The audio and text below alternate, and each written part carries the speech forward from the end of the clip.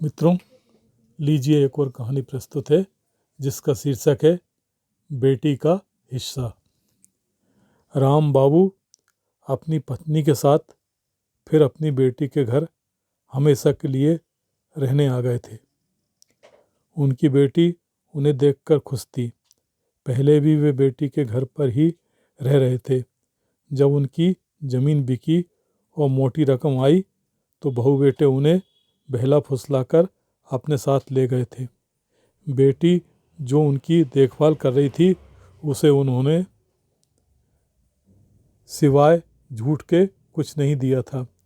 वह यही कहते रहे थे, बेटी का कैसा हिस्सा, बेटी से कोई वंश थोड़ी चलता है। वे बेटी और बेटे के बच्चों में भी फर्क करते थे। जब तक ज़मीन के पैसे उनके पास रहे तब तक दोनों बेटों और बहुओं ने उनकी खूब आवभगत की। उनके पैसों से अपने लिए बड़े मकान बनवा लिए, कारें खरीद लीं।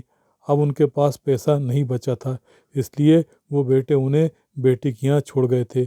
बेटी कह रही थी, बाबूजी आप यहाँ अच्छे से रहें, मैं आप दोनों की भरसक सेवा करूँगी।